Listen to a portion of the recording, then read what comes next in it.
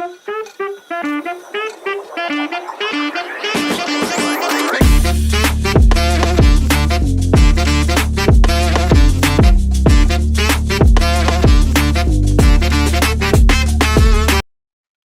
and welcome, cyber people. Mark here, and today I'm excited to share with you another episode in our series. You're in the right spot if you're seeking knowledge or inspiration about incident response. This video, we'll continue our quick introduction to the incident response process. Today we tackle the identification stage and its importance in good incident response. So don't go anywhere. Thanks for stopping by. Today's going to be great. Hey, and don't forget to hit the subscribe button and check out the many blog posts and podcasts from the other members of the Secure IT 360 team. As you can see, I bring with me a wealth of experience in IT and cybersecurity. Over the years, I've honed my skills in incident response. I'm currently an incident responder and team lead for the DFIR team here at Secure IT 360. The goal of these little videos is to share some insights with you and how you can become a better incident responder. Today, we're going to talk about the identification phase. This is one of the first and definitely one of the most important stages. It's our first steps taken during a potential cyber incident. With identification, the quicker we become at detecting an incident, the better we can respond and the greater chance we have to reduce or stop any harm from the threat actions.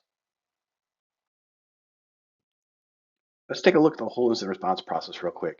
As we can see, the identification is very early in the stack. We can break this down into smaller steps. First, we have the anomaly detection. Once we find something, we got to analyze it. Once we've determined the level of danger, we must also determine how widespread the danger could be. It's just affecting just a single system, or could this be something more widespread? Once we determine the scope, we need to let people know that something's wrong and that we're working on it.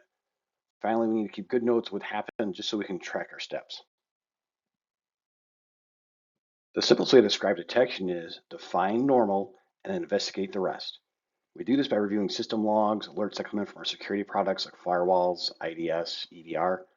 Once an alert comes in, we have to figure out, is this a legitimate concern? If so, how bad?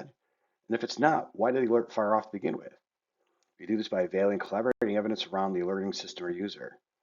Are there facts present independent of the alert that can validate the problem or explain the false alarm?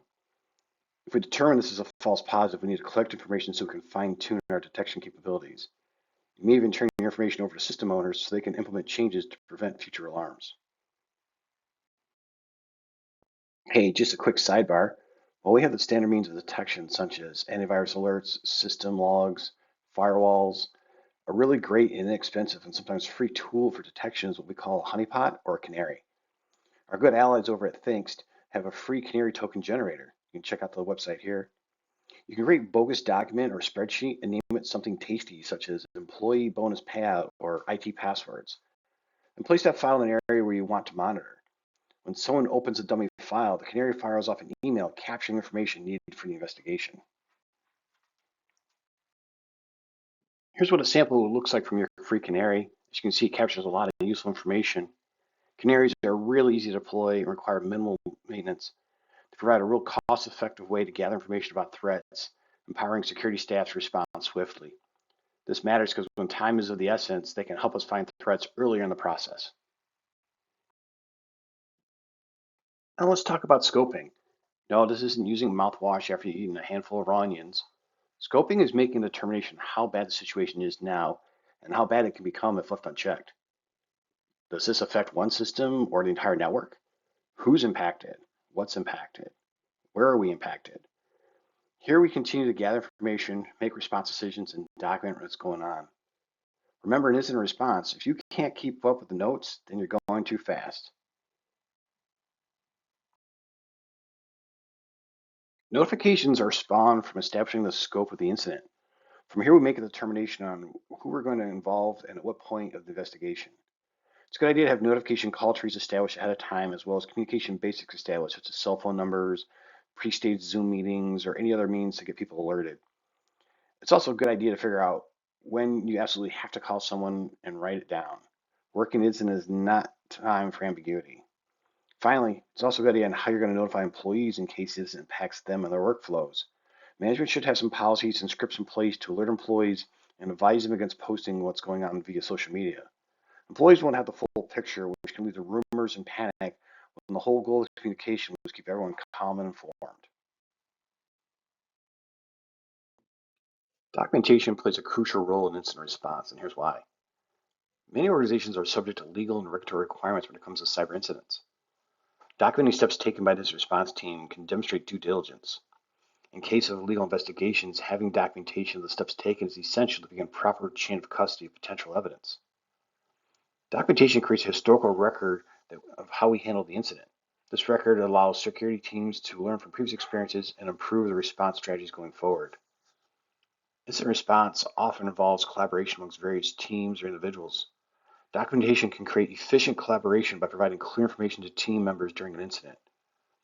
Finally, documentation aids in identifying the underlying cause, or what we call the root cause analysis. This analysis can help prevent similar incidents from happening in the future. In summary, documenting incident response steps promotes consistency, efficiency, compliance, and continuous improvement in the incident response process. Humans are fallible, and during an incident, memories can get foggy.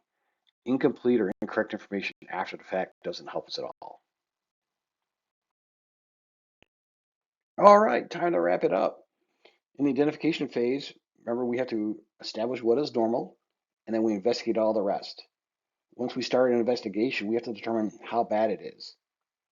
Once the investigation kicks off, we do have to communicate to system owners and management at the appropriate time, and these are things that should be documented well in advance.